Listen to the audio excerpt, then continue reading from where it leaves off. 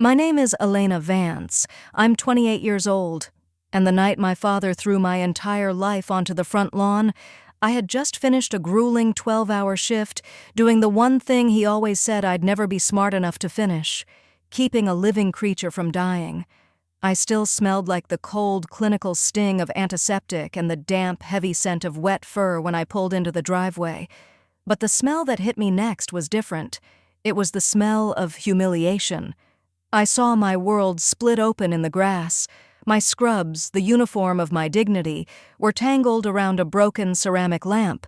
My winter coat lay half submerged in the flower bed like a discarded body, and there, dumped upside down like literal trash, was a box of my childhood photos. My first steps, my graduation, my 10th birthday, all staring up at the dirt. My father, Richard, was standing there in the harsh yellow glow of the porch light. He didn't look angry. He looked excited. He had his phone up, recording me. He wasn't just evicting his daughter, he was creating content. He was filming my shame to validate his ego. My mother stood 2 steps behind him, her arms folded so tight across her chest, I wondered if she was trying to keep her soul from leaking out, or if she was just making sure she didn't accidentally reach out to help me. And my sister Maya? She just laughed. She nudged one of my plastic tote bins with the toe of her sneaker, sending a stack of my hard-earned framed certificates sliding into the gutter. "You're 28, Elena," my father barked. He made sure to raise his voice just enough so the neighbors, the Millers, the Johnsons, the people who saw me grow up, could hear every syllable. "You suck us dry like a goddamn vampire. I want you gone tonight. No more free rides, no more leeching." I looked at the phone. I didn't cry. I didn't beg. I looked directly into that camera lens, pointed at my own exhausted face, and smiled. Have you ever been called a parasite by the very people who were supposed to be your host? Because in that exact moment, something inside me didn't just break, it went sub-zero. I realized I wasn't being kicked out because I was a burden. I was being kicked out because I had finally stopped being a tool they could use.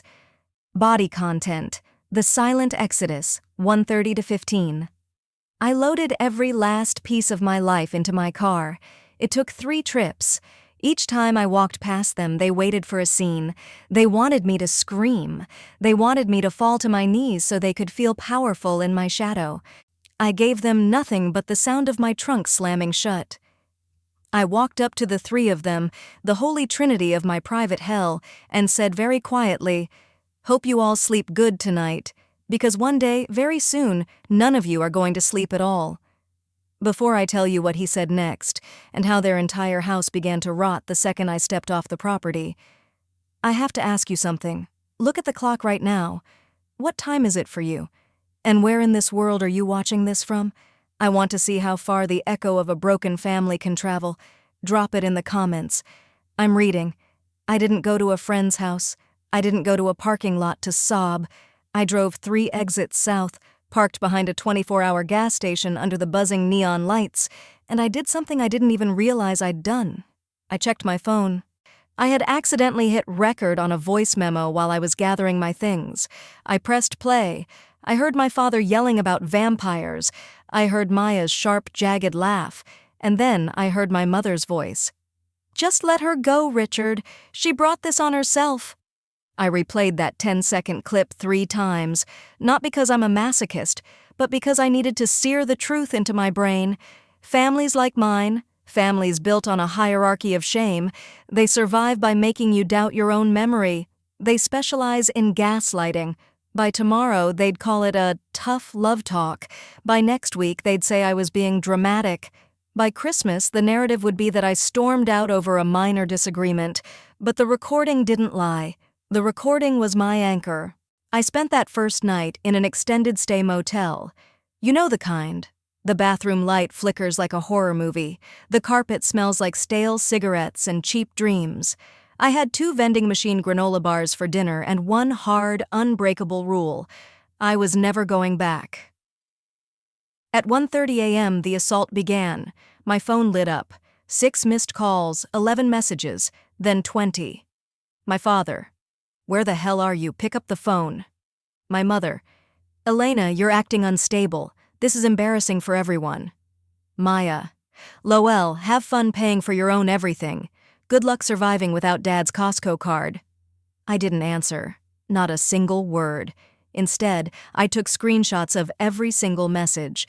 I created a folder in my cloud drive and named it When They Start Lying. Maybe you think that's petty. Maybe you think I should have been the bigger person. But let me tell you something about being the bigger person. Usually, it just means you're a larger target. When people humiliate you in public, documentation isn't pettiness. It's armor. The next morning, the adrenaline had faded, leaving a cold, hollow ache in my bones. I called the only person I trusted to tell me the truth, even if the truth was a serrated blade. Leo Thorne. Leo was a paramedic I'd met 2 years ago when he brought a seizing beagle into my ER at 3 a.m.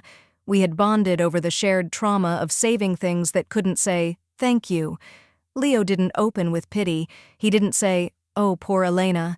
He said, "Tell me exactly what happened. No protecting them, no softening the edges. Give me the raw data." So I did. I told him about the lawn, the photos in the dirt, the camera phone, the parasite comment. Leo went silent for a long time. I could hear the city traffic in the background of his end. Then he asked one question. "If they called you tonight, crying, saying they made a mistake, would you go back?" The answer came before I could even think. "No." "Good," Leo said. "Then stop acting like this is a breakup you might fix. This is a fire you finally walked out of. Don't look back at the smoke." That landed like a physical blow. Because he was right. I hadn't been evicted from a home. I had escaped a system. Over burnt coffee in the motel lobby, I did something radical. I opened my photo gallery. I started deleting. Every family selfie where I was smiling just a little too hard. Every barbecue where I was the one grilling the meat while they sat in the shade. Every Christmas where I bought everyone's gifts but received thoughtful vouchers that never worked. I was deleting a fake version of myself, a performance I'd been giving for 28 years. Then I went to work. At the animal hospital, chaos is the only constant. A hit-by-car shepherd came in at 2:15 a.m. the next night. I moved on instinct, steady hands, clean lines, no panic. While my family was likely sleeping in the house I used to clean, I was holding a life together. My supervisor, Dr. Sarah Mercer, watched me all night. At the end of the shift, while I was cleaning the surgical suite, she stopped me. "Elena, you're already doing the work of someone in our advanced surgical track. Why haven't you applied for the certification? You're stagnant here." I almost laughed. What was I supposed to say? "Sorry, Dr. Mercer. I've been trapped in a domestic cult where my ambition was treated like a betrayal if it didn't benefit my sister's social life first." Instead, I said, "The timing was never right." She looked me dead in the eye. "Then maybe the timing is finally perfect." That same afternoon, I met Leo at a diner near the freeway. He slid a yellow legal pad across the sticky table. On it, he'd written 3 words: housing, 2, certification, 3, boundaries. "These are your only priorities," he said. "Not defending yourself, not explaining yourself to the neighbors, not chasing closure from people who don't have it to give." He challenged me again. "Say your father shows up crying. Say your mother says she's sick with worry. Say Maya says the family is falling apart. What do you do?" I stirred my black coffee and said, "I let it fall apart." Leo gave one short, sharp nod. Like I had finally learned the language of survival. We made a plan. I applied for the hospital's sponsorship. I found a tiny, cramped room above a retired mechanic's garage. It was owned by a woman named Mrs. Gable. She didn't ask questions. She just wanted the rent on time and no smoking. Then I did the one thing that felt like cutting a physical wire. I changed my emergency contact from Mother to Leo Thorne. One tap, done. Meanwhile, the messages from the house began to shift. The tone changed from, "You're a loser," to, "Where is my father? Elena, where is the car title paperwork? I can't find the folder in the den." My mother. "Did you take the login for the utility portal? The electric bill is due." Maya. "The dog needs his heartworm meds refilled." Where do you keep the vet's direct number? There it was. No. Are you safe? No. We're sorry. Just a realization that the invisible ghost who kept their lives running had vanished. I wasn't a parasite. I was the unpaid infrastructure. I was the one who handled the medication. I was the one who scheduled the bill payments. I was the one who did the grocery pickups because my mother couldn't figure out the app. I was the one who ran to the pharmacy at 9 p.m. because my father was too tired. Once I saw that, the whole family narrative collapsed. They hadn't kicked out a burden. They had kicked out their butler. By the end of that first week, I moved into Mrs. Gable's garage apartment. 2 duffel bags, a folding chair, a mattress I bought off Facebook Marketplace for $50. The place smelled like sawdust and old paint. It was the most beautiful smell in the world. On my first night there, I sat on the floor eating cold takeout noodles. I listened to the silence, real silence, not the loaded silence before an argument, not the fake peace where everyone is one comment away from the explosion. And just quiet. My phone buzzed. My father. This whole little stunt has gone far enough, Elena. Come home and handle your mother. Maya texted 10 minutes later. Dad is pissed because you didn't pay the car insurance reminder and now there's a late fee. You're so selfish. I laughed. I actually laughed out loud until my ribs ached. The people who threw my life on the lawn were now discovering that their adult lives had been resting on the shoulders of the daughter they called useless. Revenge didn't look like screaming back. It looked like absence. It looked like letting them feel every single ounce of the weight I used to carry for them. Tell me this, if your family only notices your value after you stop carrying them, did they ever really love you? Or were they just renting your loyalty for free? Days 6 through 10 were when the real unraveling began. And I know that because Mrs. Gable, my new landlady, turned out to know half the subdivision where I grew up. In a town like ours, secrets don't die. They just get traded over garden fences. On day 6, Mrs. Gable knocked on my door with a casserole dish. She looked at me with a mix of pity and something that looked like respect.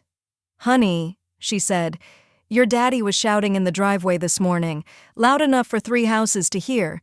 He was arguing with a delivery driver because your mother's grocery app locked him out." I said nothing. I just took the dish. "Men only get that loud," Mrs. Gable added, when the audience they wanted didn't clap. She was right. My father, Richard, had built a stage on that front lawn. But he forgot one thing. Once the show is over, the actors have to go home. And his home was falling apart.